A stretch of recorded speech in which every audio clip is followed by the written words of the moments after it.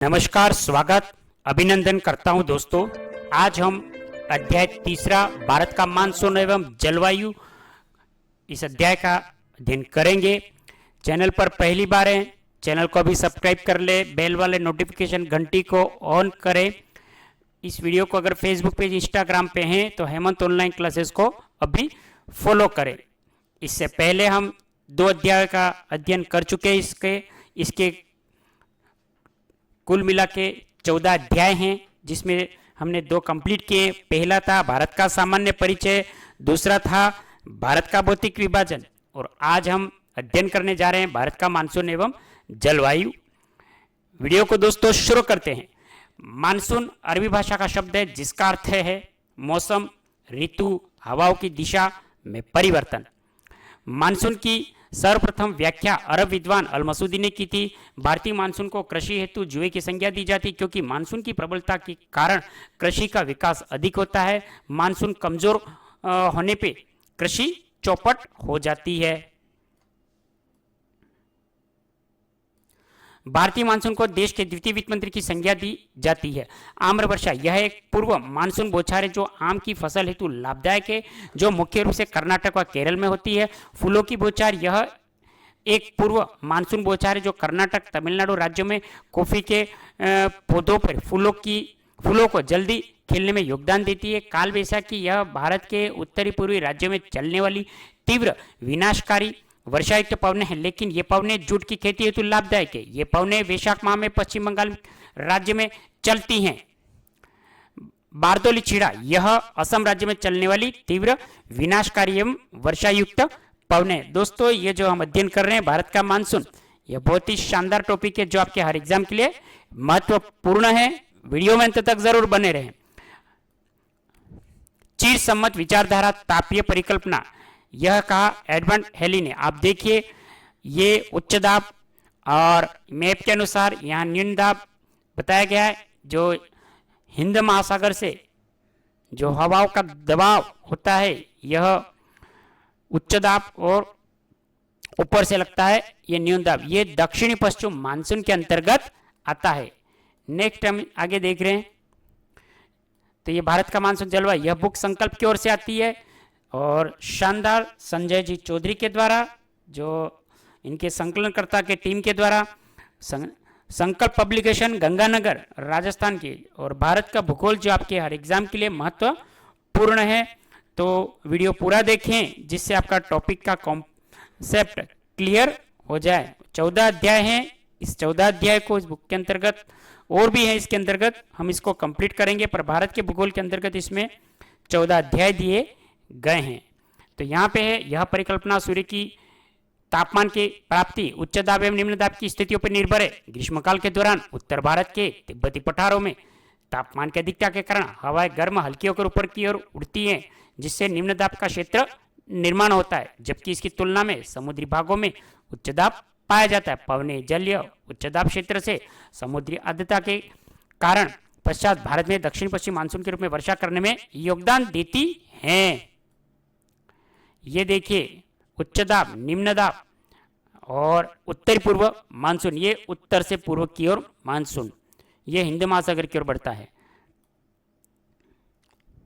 शीतकाल के दौरान उत्तर भारत व तिब्बत के पठारी क्षेत्रों में तापमान में अत्यधिक कम होने के कारण हवाएं ठंडी आर्द्रयुक्त भारी होकर नीचे की ओर गिरती हैं, जिससे उच्च दाब क्षेत्र का निर्माण होता है। इसकी तुलना में समुद्री भागों में निम्न दाब पाया जाता है। अतः पवने स्थलीय उच्च दाब क्षेत्र से निम्न दाब के क्षेत्र की ओर उत्तरी पूर्वी मानसून के रूप में गमन करती है। अंतः उष्णकटिबंधीय अभिसरण क्षेत्र, यह सिद्धांत 1950 के दशक में फ्लोन के द्वारा दिया गया।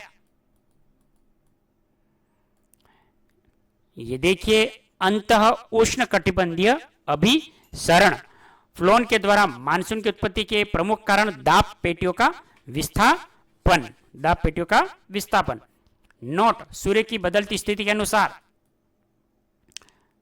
दाब पेटियों का विस्थापन होता है। जुलाई माह में अंत उष्णकटिबंधीय अभिसरण क्षेत्र में 20 डिग्री उत्तरी से 25 डिग्री उत्तरी अक्षांश के आसपास स्थापित हो जाती है। उत्तरी गोलार्ध में उपोष्ण कटिबंध के उच्च पेटी 40 डिग्री से 45 डिग्री उत्तरी अक्षांशों के बीच स्थापित हो जाती है, जबकि दक्षिणी गोलार्ध की उपोष्ण कटिबंध की उच्च दाब की पेटी 10 डिग्री से 15 डिग्री दक्षिणी अक्षांश के बीच स्थापित हो जाती है। नोट, भारत ITCZ के रूप में निम्न दाब पेटी स्थापित हो जाती है। यहाँ पे देखेंगे आप, यह निम्न दाब दक्षिणी गोलार्ध की दक्षिणी पूर्वी व्यापारिक पवनों को अपनी ओर आकर्षित करती है। दक्षिणी गोलार्ध व दक्षिणी पूर्वी व्यापारिक पवनें उत्तरी गोलार्ध में प्रवेश करते ही कॉरियोलिस बल के कारण दाईं ओर मुड़ जाती हैं। ये पवनें दक्षिणी पश्चिमी मानसून का रूप ले लेती हैं और ये पवनें भारत में वर्षा करने में योगदान देती है। शीत ऋतु के दौरान उत्तरी गोलार्ध की उपोष्ण कटिबंधीय उच्च दाब की पेटी भारत पर स्थापित हो जाती है। भारत पर उत्तरी पूर्वी व्यापारिक पवनों का प्रभाव रहता है। फ्लोन के कारण मानसून की उत्पत्ति का दूसरा कारण वाताग्र को माना जाता है। उत्तरी पूर्वी मानसून व्यापारिक पवनें दक्षिण पूर्वी पवनें समुद्री क्षेत्र के ऊपर प्रवाहित होती। इन पवनों को समुद्री क्षेत्र के ऊपर से प्रवाहित होने से समुद्री जल का वाष्पीकरण होता है।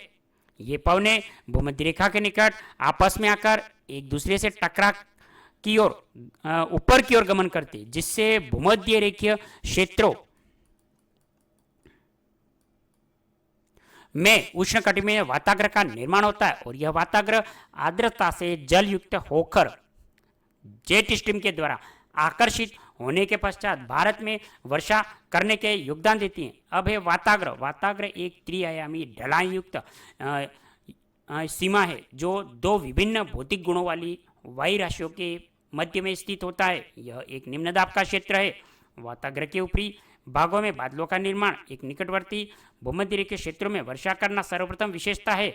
इस परिकल्पना के कारण यह सिद्ध होता है कि भूमध्य रेखा के निकट व्यापारिक पवनों के द्वारा वाताग्र का निर्माण एक निकटवर्ती क्षेत्रों में वर्षा होती है, लेकिन इससे यह सिद्ध नहीं होता है कि यह वर्षा भारत में कब व किस प्रकार होगी। यह व्याख्या जेट स्ट्रीम के द्वारा होती है। ITCZ परिकल्पना का प्रतिपादन जर्मन विद्वान फ्लोन ने किया था और चक्रवातीय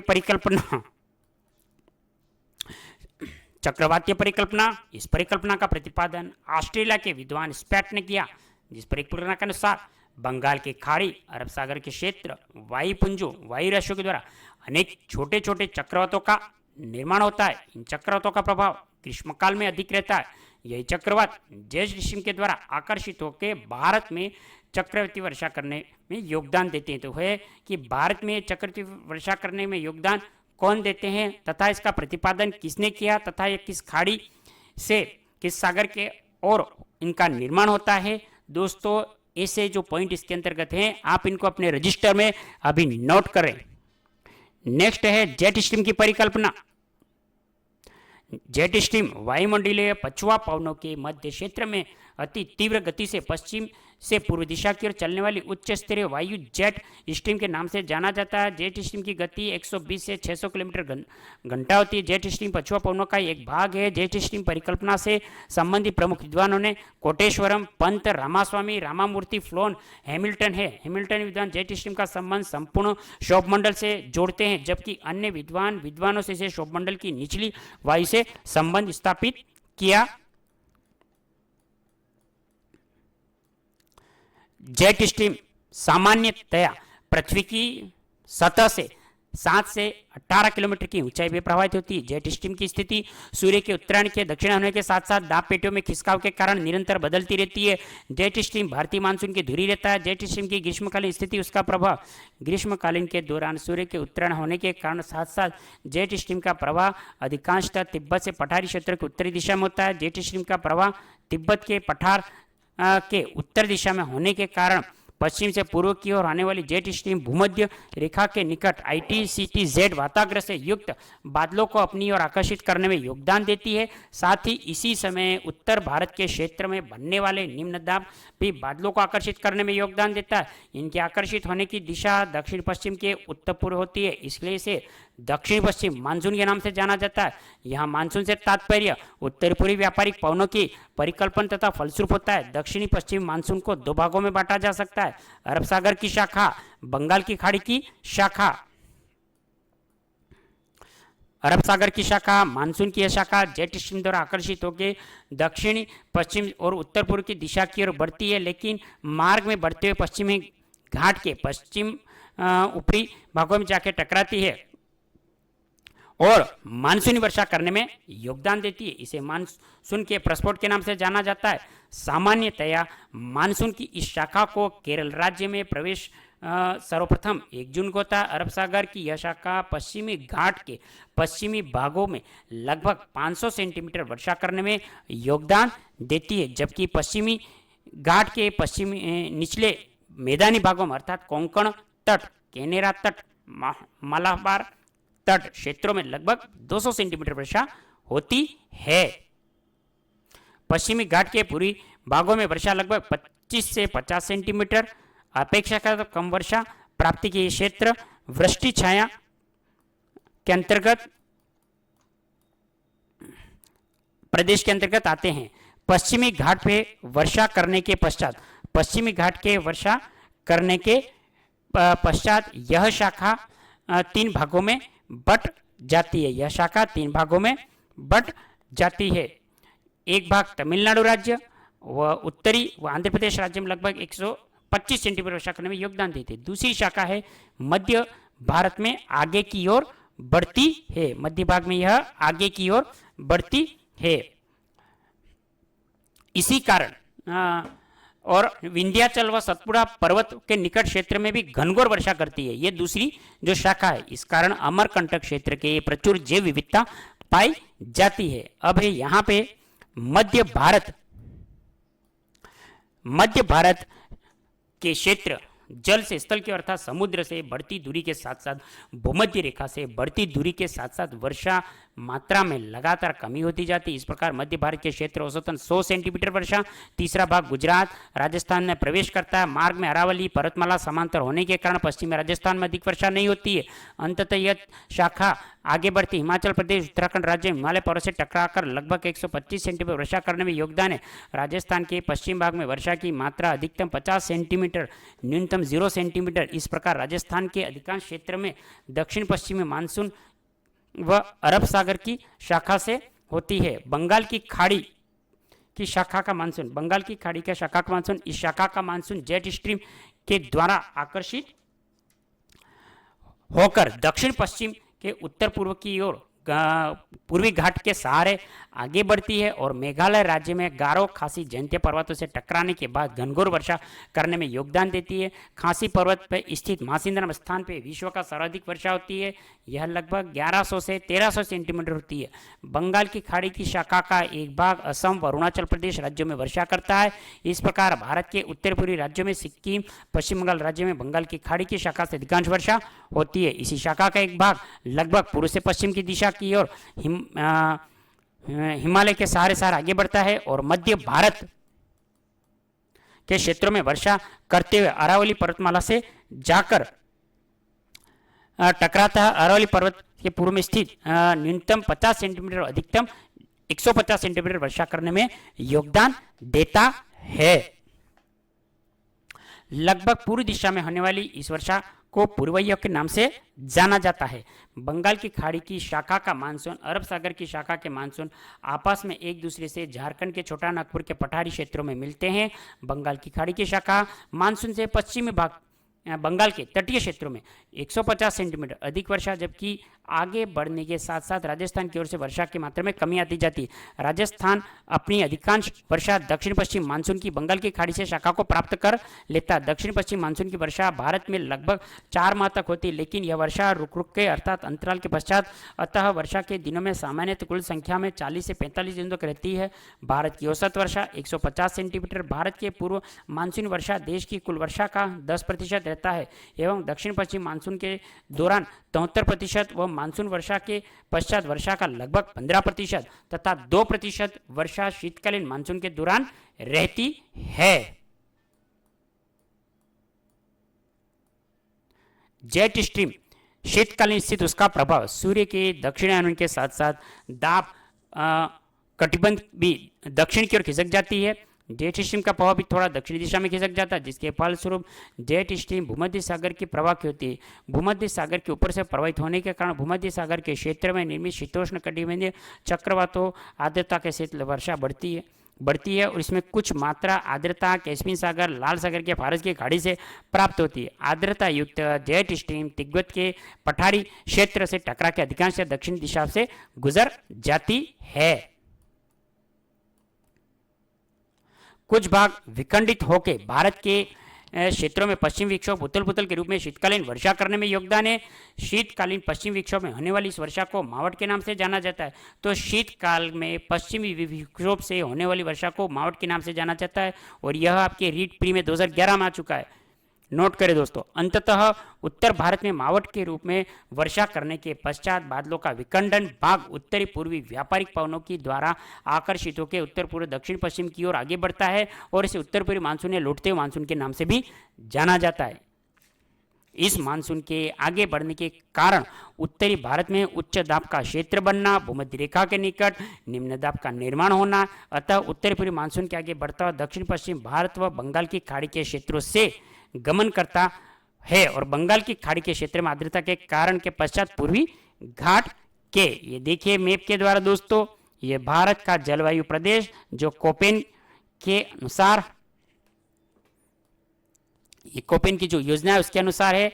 ये देखिए भारत का मानसून मैप के अनुसार। मैप हो तो दोस्तों आप मैप लेके बैठे और इस वीडियो के माध्यम से जो मैप दिया गया है वहां से आप देखिए और इसको नोट करें। बंगाल की खाड़ी के क्षेत्र में जो आर्द्रता ग्रहण के पश्चात ये पूर्वी घाट, ये मैप के अनुसार आपको बताया गया है। नोट करें दोस्तों। नेक्स्ट है समांतर चलता हुआ तमिलनाडु राज्य में शीतकालीन वर्षा करने का योगदान देता है कोपेन का जलवायु वर्गीकरण। यहाँ पे जो कोपेन द्वारा जो जलवायु वर्गीकरण हुआ दोस्तों ये महत्वपूर्ण है, इसको नोट कर लेना। एडब्ल्यू किसको प्रदर्शित करता है तो उष्ण आर्द्र शीत शुष्क जलवायु संपूर्ण प्रायद्वीपीय भारत, ये एडब्ल्यू। एमडब्ल्यू उष्ण आर्द्र मानसूनी वर्षा शीत शुष्क भारत की पश्चिम घाट के पश्चिम ढलान। एएस उष्ण आर्द्र ग्रीष्म शुष्क कोरोमंडल अर्थात तमिलनाडु में। बीएसएचडब्ल्यू अर्ध शुष्क जलवायु शीत ऋतु शुष्क अरावली से पश्चिमी राजस्थान सौराष्ट्र। बीडब्ल्यूएचडब्ल्यू शुष्क गर्म मरुस्थल शीत ऋतु राजस्थान के पश्चिम विक्षुभ भाग में। सीडब्ल्यूजी उपोष्ण पतझड़ वन शीती शुष्क संपूर्ण गंगा का मैदान। डीएफसी शीतोष्ण लघु ग्रीष्म ऋतु पूर्वोत्तर भाग। ई टेंगा जलवायु उत्तरी हिमालय। टुंड्रा जलवायु जम्मू कश्मीर का दक्षिण भागों में हिमाचल प्रदेश उत्तराखंड राज्य। एच पर्वतीय जलवायु हिमालय की 6000 मीटर से अधिक ऊंचाई वाली चोटियों का क्षेत्र। लक्षद्वीप अंडमान निकोबार के लिए एडब्ल्यू जलवायु प्रदेश में संकेत का प्रयोग किया जाता है अल नीनो। ये नोट करें, सामान्य से अधिक तापमान की ओर अल नीनो को बढ़ना। अल नीनो जो है दोस्तों स्पेनिश एक शब्द है भाषा का जिसका अर्थ है बालक। अल नीनो दक्षिण प्रशांत महासागर के पूर्वी भाग से 2 से 5 वर्ष में बनने वाली गर्म धारा है। अल नीनो का निर्माण क्रिसमस के आसपास होता है, अतः अल नीनो को यीशु का शिशु भी कहा जाता है।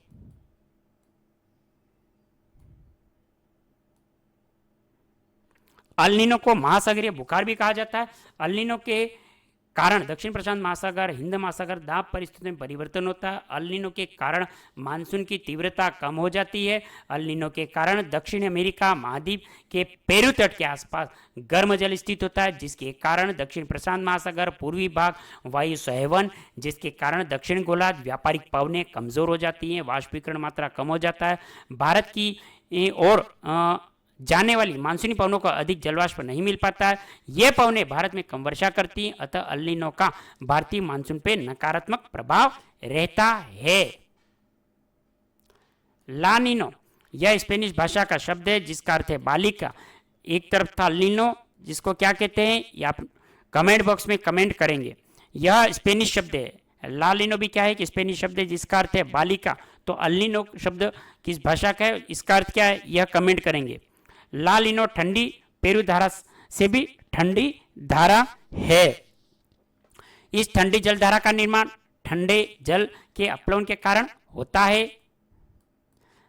ला नीनो का भारतीय मानसून पे सकारात्मक जो प्रभाव है ये महत्वपूर्ण आप देखिए, प्री मानसून मार्च अप्रैल मई 10% वर्षा, आंधी राजस्थान जो पश्चिम उत्तर प्रदेश, नार्वेस्टर छोटा नागपुर गर्म हवा, काल बैसाखी जो है वर्षा पश्चिम बंगाल व जूट की फसल के लिए उपयोगी, बारदोली छीड़ा असम चाय की फसल के लिए, चेरी ब्लम्स कर्नाटक में होने वाली वर्षा कॉफी की फसल के लिए उपयोगी, आम्र वर्षा केरल आम की फसल के लिए उपयोगी। ये देखिए मैप के द्वारा दोस्तों, इसलिए आप मैप अवश्य लेके बैठे जिससे आपका कॉन्सेप्ट क्लियर हो जाए यहीं पे, क्योंकि मैप रहेगा तो मैप के माध्यम से आपको ज़्यादा अच्छी तरह से समझ में आएगा। वीडियो में मैप अभी आपके पास नहीं हो तो इस वीडियो को दोबारा देखें और मैप के साथ इसको नोट कर ले कि ये वर्षा कहाँ से कहाँ पहुँची, 1 जुलाई 15 जुलाई किस राज्य के अंतर्गत पहुंची, दक्षिणी पश्चिम मानसून के आगमन की सामान्य ये तिथियां कौन कौन सी है, कहाँ से कहाँ पहुंच रही है, ये आप इसको नोट कर लें।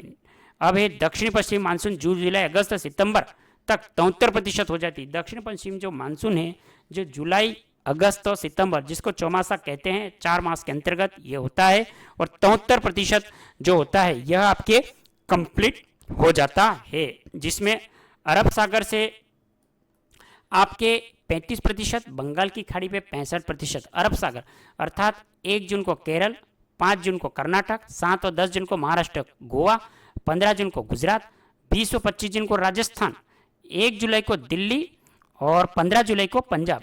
बंगाल की खाड़ी के अंतर्गत यहाँ पे 25 से 28 मई अंडमान निकोबार, 2 और 5 जून को त्रिपुरा, 7 व 10 जून को पश्चिम बंगाल, 15 जून को बिहार, 20 जून को इलाहाबाद व 1 जुलाई को दिल्ली। यहाँ पे देखिए ये रीड प्री 2016 में आ चुका है दोस्तों कि बंगाल की खाड़ी से कितना होता है, कहाँ कहाँ पे होता है और ये किन तिथियों को ये वर्षा कहाँ पहुँचती है, ये भी आप नोट कर लें।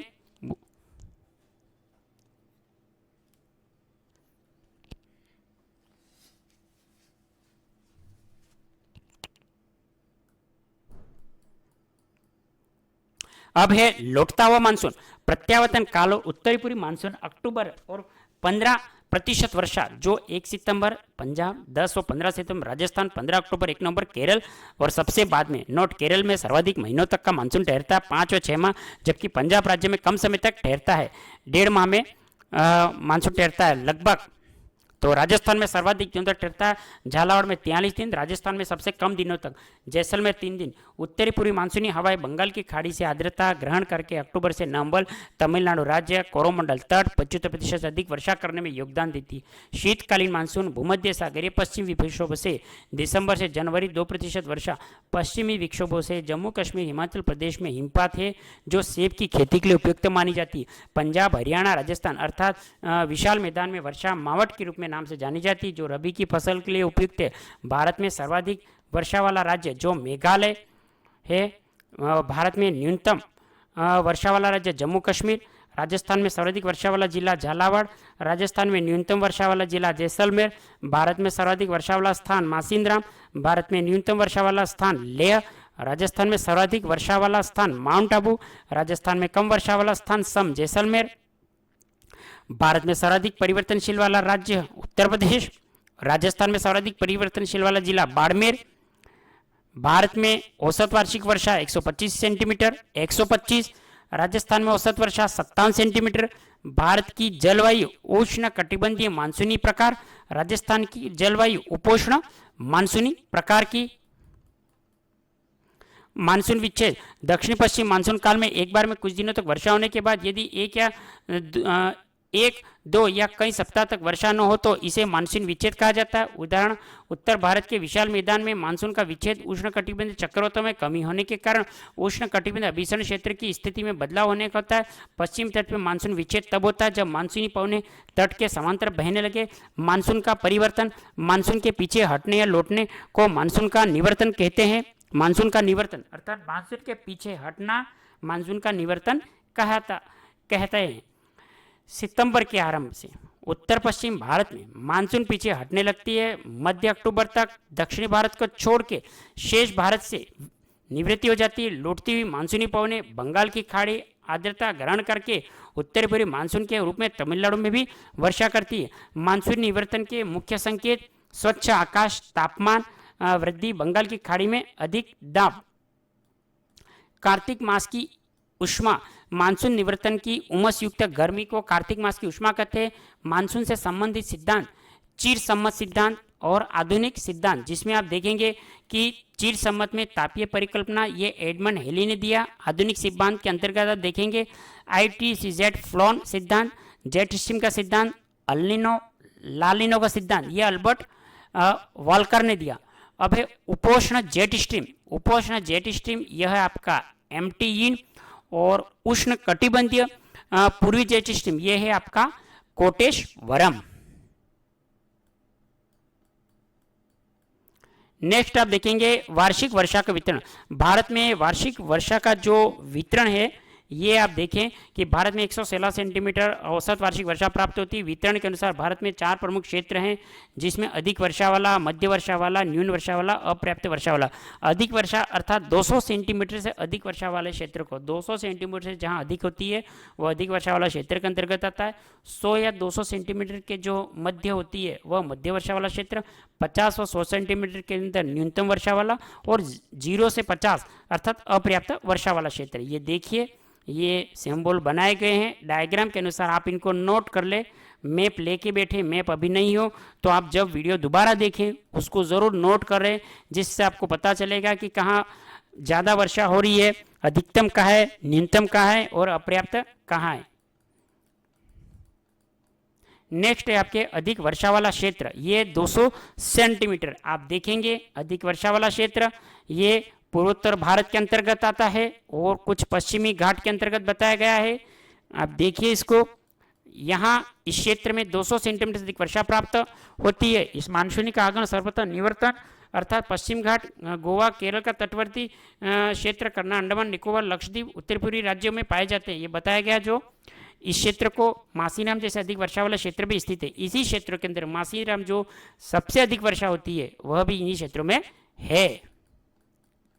दोस्तों ये मासीराम जो सबसे अधिक वर्षा वाला क्षेत्र है ये किस राज्य के अंतर्गत आता है ये आप कमेंट कर देंगे। अब है मध्य वर्षा वाला क्षेत्र जो 100 से 200 सेंटीमीटर के अंतर्गत है, जो उप हिमालय, ऊपरी गंगा, बिहार, पश्चिम बंगाल, उड़ीसा, छत्तीसगढ़ और आंध्र प्रदेश, पश्चिम घाट का पूर्वी घाट, तमिलनाडु। यहाँ पे आप और देखेंगे कि इस क्षेत्र में 100 से 200 सेंटीमीटर जो वर्षा होती है यह मध्य वर्षा वाला क्षेत्र, 100 से 200 के मध्य, उप हिमालय, गंगा के मैदान, ऊपरी भाग, बिहार, उत्तराखंड, पश्चिम बंगाल, पूर्वी घाट, उड़ीसा, छत्तीसगढ़, आंध्र प्रदेश, तमिलनाडु, पश्चिम घाट का पूर्वी घाट, गोवा, कर्नाटक, केरल, मणिपुर सम्मिलित है। नेक्स्ट आप देखिए न्यूनतम वर्षा वाला क्षेत्र जो 50 से 100 सेंटीमीटर, जिसमें लद्दाख है, जम्मू कश्मीर है, पंजाब, हिमाचल प्रदेश, उत्तराखंड, उत्तर प्रदेश, मध्य प्रदेश, पूर्वी राजस्थान और गुजरात।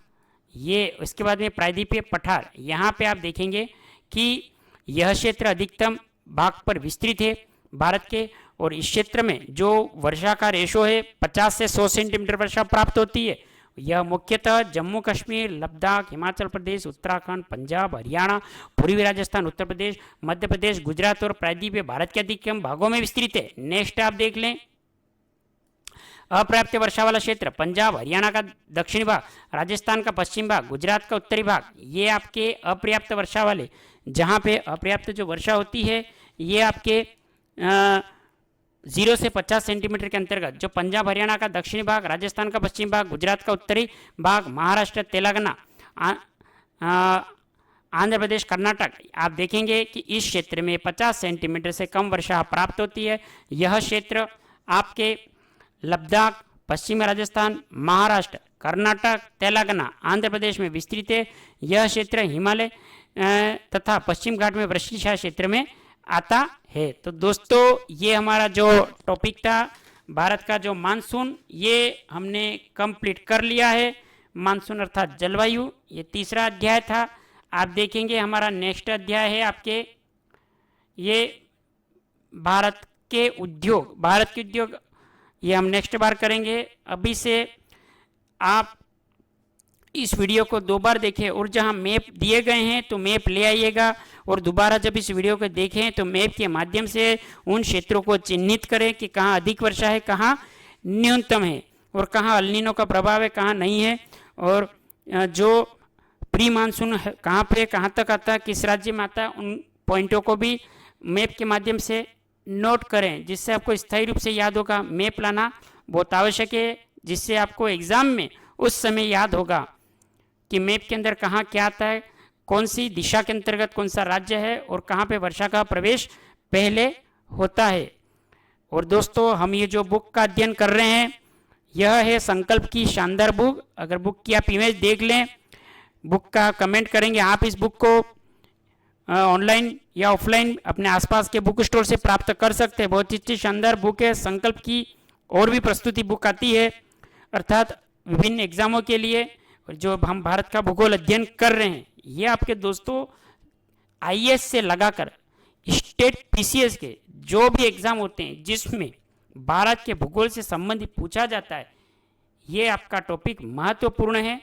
मेरा निवेदन रहेगा बार बार वीडियो के माध्यम से इसका अध्ययन करें और चैनल पर पहली बार है तो चैनल को सब्सक्राइब करें, बेल वाले नोटिफिकेशन घंटी को ऑन करें। फेसबुक पेज, इंस्टाग्राम पे हैं, हेमंत ऑनलाइन क्लासेस पेज है, उसको फॉलो करें। वहाँ पे प्लेलिस्ट बनी हुई है। इंस्टाग्राम पे भी आपका बना हुआ पेज हेमंत ऑनलाइन क्लासेस के माध्यम से, तो आप हमें फॉलो करें, हमारा मोटिवेशन उत्साह बढ़ाएं। बैक टू बैक आपके लिए वीडियो लेके आ रहा हूँ। और यह जो भारत का भूगोल है इसके 14 अध्याय हैं, हमने 3 अध्याय कंप्लीट कर लिए हैं। अगला अध्याय हमारा भारत का उद्योग, जो चौथा अध्याय, इसको भी कंप्लीट कर लेंगे। आप इस किस एग्ज़ाम की तैयारी कर रहे हैं उसके बारे में कमेंट करें, शहर और सिटी का नाम। वीडियो को लाइक करें और तैयारी करने वाले दोस्तों में इस वीडियो को ज़रूर शेयर करें।